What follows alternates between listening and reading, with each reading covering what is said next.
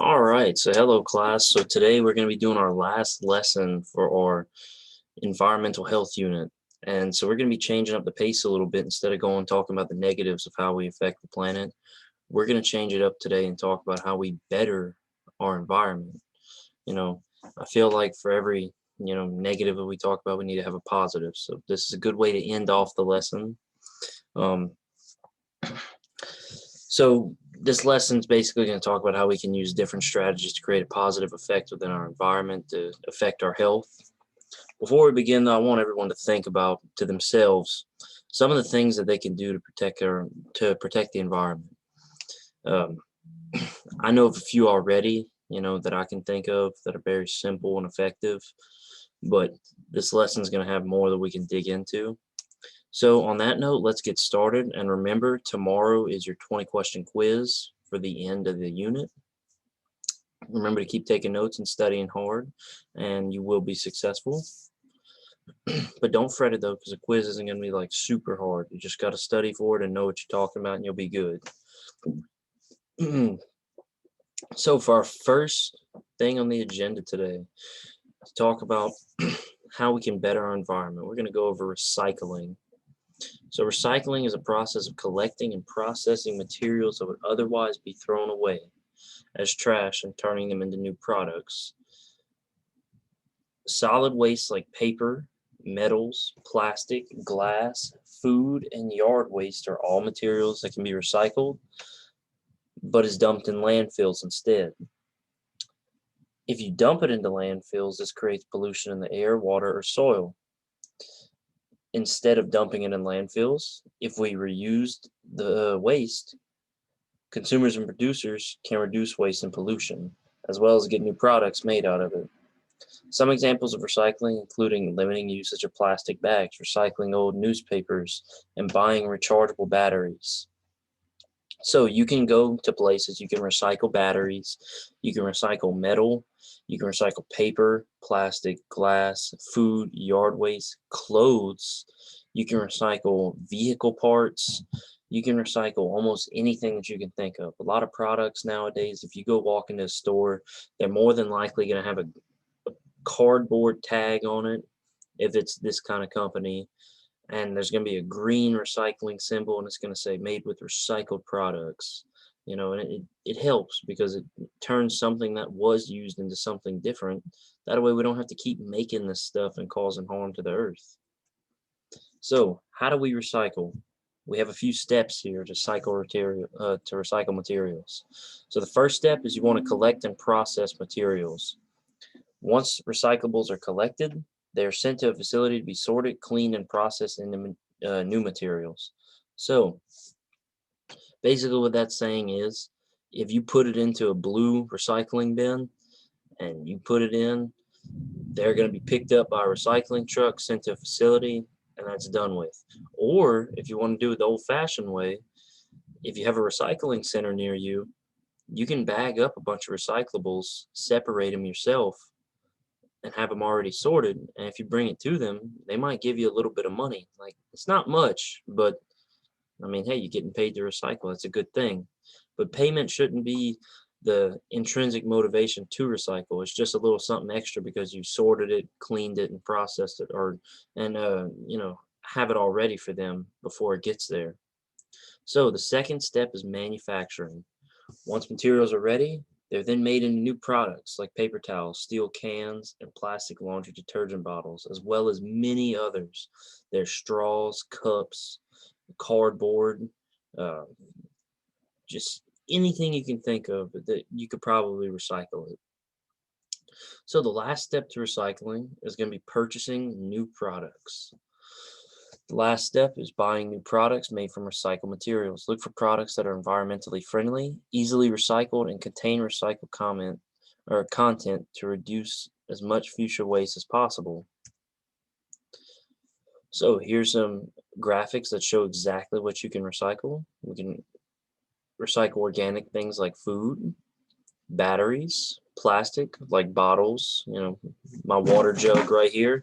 Once I'm done with it, I'm going to go and recycle it. That way I don't have to throw a big giant plastic into the trash can. You can recycle light bulbs and they can be turned into good light bulbs again. Paper can also be turned into paper mache and things like that. Glass. Glass is a very important one because, people tend to litter with glass and it causes glass to shatter everywhere, and that's not good. Metal, they melt it down, turn it into something new. And then you can recycle electronics too, and they can take the parts from it and use it for new things. So, proper waste disposal. Individuals, families, industries, businesses, and farms all produce huge amounts of waste. It doesn't matter who you are, you're going to produce trash at some point. If you drink a Coke, you're going to throw the bottle away. If you eat a pizza, you're going to throw the box away. Anything that you use, it probably has packaging on it, and you're going to have to throw it away. So, this waste can be disposed of in many different ways, including landfills, incineration, composting, and deep injection wells. One of the easiest ways for consumers to practice proper waste disposal is through recycling and composting. I actually have a friend, she composts, and I've seen how they do it before. It's actually pretty cool to watch. Um, but yeah, so this whole slide talks about how we properly dispose of waste. And many ways we can properly dispose of it, but people still find a way to litter or just throw trash into the trash can, and recyclables too. But all it takes is a little bit of knowledge about proper waste disposal, and we can all practice it better. So, how to compost. Compost is a mixture of decayed organic material, generally used to fertilize and condition the soil. It uses natural bacteria in soil to break down plant remains for nutrients. Many people have their own compost piles of lawn clippings and recyclable food like fruits, veggies, coffee filters, and unbleached napkins. My family has composted before, but in kind of a different way. We had a crawfish boil, and we were told by somebody that if you take the dead crawfish shells and you throw them in the yard, they'll decompose and it makes the yard more fertile. And we did that a couple times, and within a couple weeks, the crawfish had decayed away, and it helped our yard become more fertile for the next year. And the grass came in that next spring being very, very lush and fresh. So, this right here, it is a graphic showing what you should and should not compost. Right here, you can see we have green materials, natural stuff. This is it's products made from natural stuff, more than likely. And right here is stuff that we do not compost. Now, remember, this says bones right here, don't compost bones. We're composting shells, and the shells actually worked really well. So I don't know how much the bones thing isn't bad, but I mean, shells did work for us. So, conservation of resources and energy. Most people take energy for granted and don't realize how much we use or waste energy-wise. We can all conserve energy by developing habits that use less energy and by using energy-saving devices. Conservation is the saving of resources and energy and is easy to do in everyday life. So, a lot of places now, like houses that are being built, they go about installing, like light switches that automatically turn off after it doesn't detect movement after like 10 minutes, which that's technology that helps conserve energy for you. There's also lights that automatically turn off whenever you leave the room. There's also in our garden at home, we have these solar garden lights. During the day, it sucks in all the sun, and then at night it lights up. And it uses way less energy like that instead of us having to plug it in and keep it on all day.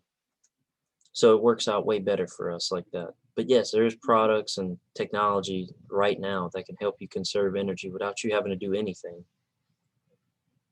So here's a few steps, 12 of them to be exact, on how to conserve energy. So the first one's going to be to turn off the lights when you leave a room. 2 is to use fluorescent lights. 3 is to use rechargeable batteries instead of disposable ones. So a lot of people have complaints about rechargeable batteries, saying that they aren't as good. But if you buy a quality rechargeable battery, they're going to be better than a disposable battery every time.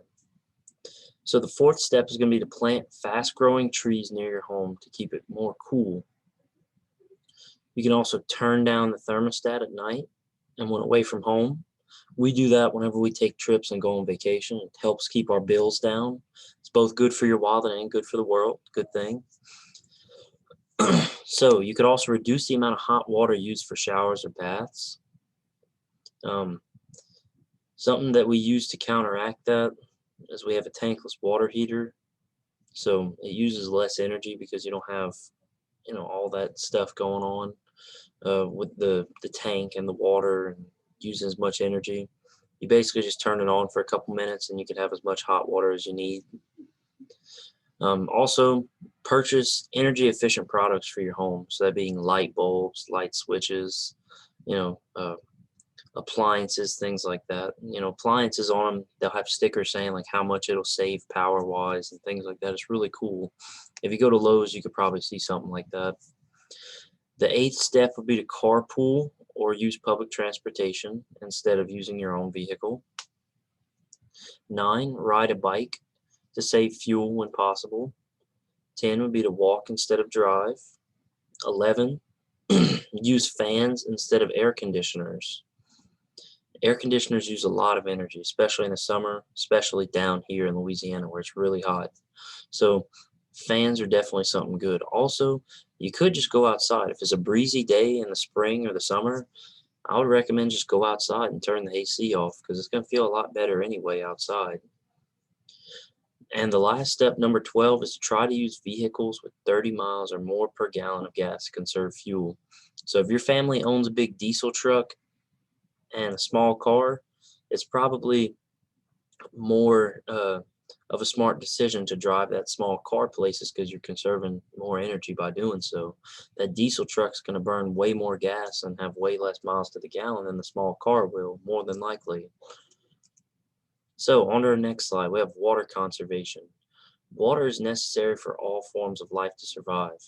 So the different ways that you can conserve water are to install a low flow shower head, to reduce the amount of water in showering, take shorter showers, take a shower instead of a bath, because a bath takes a lot of water to fill up the bathtub. Check faucets and pipes for leaks regularly. Plant trees and other plants in your yard because they store water and release into the ground. And keep drinking water in the refrigerator instead of allowing tap water to run until it's cool enough to drink. Which Brita has these cool things, these pitchers where you can pour tap water into it. It cools it for you, and then it filtrates it for you. That way, it's safe to drink. So this graphic right here shows how much water we exactly use. So even something as small as washing your hands uses 2 gallons of water. Older toilets use nearly 3 gallons of water per flush. Brushing teeth uses 4 gallons. 31 gallons in washing machines, 27 in faucets. Like, it's just insane how much we use and we don't even realize it. So the benefits of clean energy and recycling. Recycling and using clean energy have many benefits for individuals and the environment.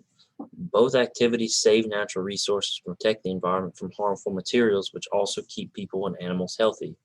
Recycling and using clean energy helps communities stay clean and reduce costs for waste management. It also helps businesses save money when creating products, which helps consumers also save money. So right here, we have a link to a recycling center video tour. Now, I'm going to just say this right now. I remember I was in about the 2nd grade at Leonville Elementary. Hard to discover new audiences. And we took a field trip one day to the recycling center. And still to this day, it was one of the coolest field trips we ever took. And in that same year, we actually took a field trip to the landfill too. But the recycling center was so much more fun because you got to see exactly what they would do with the recyclables. They would crush it into these like big cubes, like the cans and stuff. And they would take those and send them off to places to where they could be like melted down and turned into different things. But the landfill, I remember that wasn't a very enjoyable trip because it just stunk the whole time, and we rode a bus up the hill and saw like all these stinky ponds and stuff, and it wasn't as fun. But the recycling center, I definitely have fond memories of it. It's time to try tabbouleh. Get exposed to. Hi, my name is Maggie, and I'm in the 5th grade. My class is studying recycling.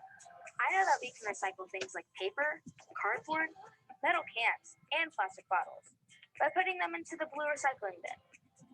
But I want to know more about what happens to them after the recycling truck picks them up. So, I'm at my local recycling center with Mr. Lane. He's going to give us a tour to see what happens to the things we recycle. Thanks, Maggie. You probably already know what recycling is. It's taking things that have been used and making new things out of them, instead of just throwing them away. At this recycling center, about 350 tons of paper, plastic, and metal is recycled every day. The center is pretty big. It's even larger than a football field. It's also what would be considered a modern recycling center, with highly trained specialists and sophisticated equipment doing the jobs of sorting, packing, and shipping recyclable materials. All right, Maggie, this is called the tipping floor. It's so cool. Isn't it? And this is where all of the recyclable material comes after it's picked up at your house or maybe picked up at a business, and it's first dumped here. Recycling trucks bring their loads to this part of the center and empty them out to be sorted.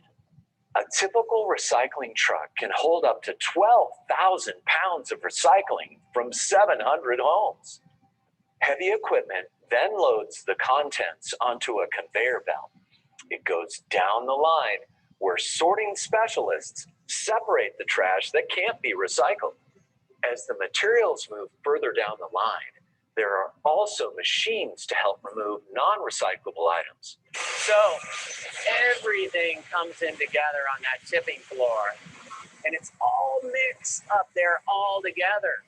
But as it moves down the line, it's actually separated one by one. Like, it's both machines and the people are doing that, right?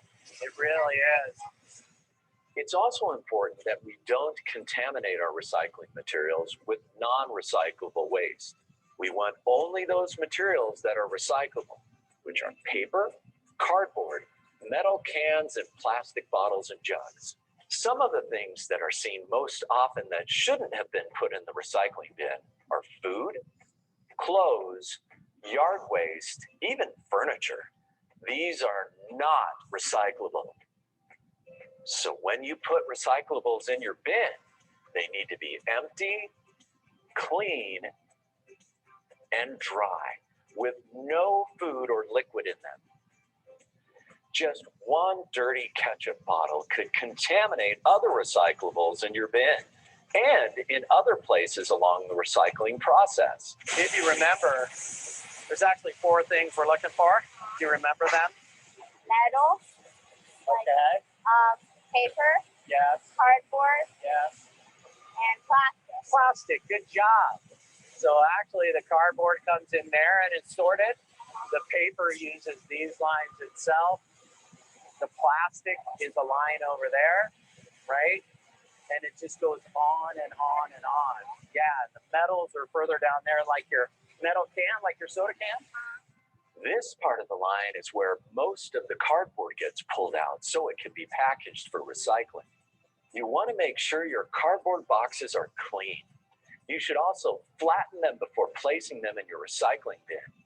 Based on the size and weight of the cardboard, it automatically gets sent to different sorting areas.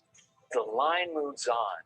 Sifters continue to shake out materials for recycling. Special machinery called optical sorters and tumblers pull paper products from the line and sort them into large and small pieces. Plastic also gets separated out using equipment specially made for the job. Powerful magnets are used to separate metals from plastic and send them to their correct destination. All of these automated procedures are controlled by the touch of a button, using a portable tablet that works anywhere in the facility. So it helps me because if I have a problem on a line way over there, I don't have to walk way over there. Really? I could just. That is great. At this point, there is another sorting by hand to pick out all the cardboard. Here, the loose plastic bags are suctioned up. Plastic bags get caught in the machinery, which causes delays. They can even damage the machinery. She'll put it up, and that vacuum will suck it right up. Look at that. Oh my God! That is so cool. At the end of the line, paper and cardboard are sent to machines that press the material into big block-sized bundles called bales. These machines can bale up to 50 tons of paper and cardboard an hour. Plastic and aluminum are also pressed. So I actually used to work at a store that had a baler inside of the store. We would throw away cardboard boxes into the baler, and it would squish them into a block, and we would put the bales outside for the recycling trucks to come and get for us. Pressed into bales. One of the reasons why we pack them in cubes or like a square, right, is so we can actually stack them one on top of the other. And then we also can put them in a truck trailer and actually ship them. The bales are then bought by companies that will make new products from the materials. These companies will break down the materials further in different ways, like melting the plastic into liquid. That allows them to use the material in making new materials and products, including cars, airplanes, and even clothes. Now I get it. It's what we learned in school about what the recycling symbol means. It starts with everyone placing their empty, clean,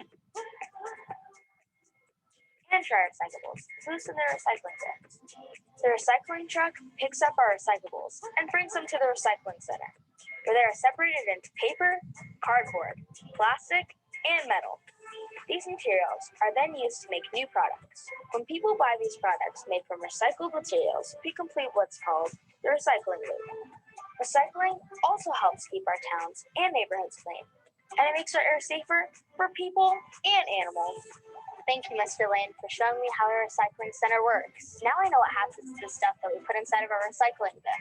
It turns into products that we use every day. So remember, we can all make a difference in our schools, in our home, and in our town by recycling, and also helping others to become better recyclers. You never know, that soda can might even become a part of an airplane. That's so cool. Thanks, Mr. Lane.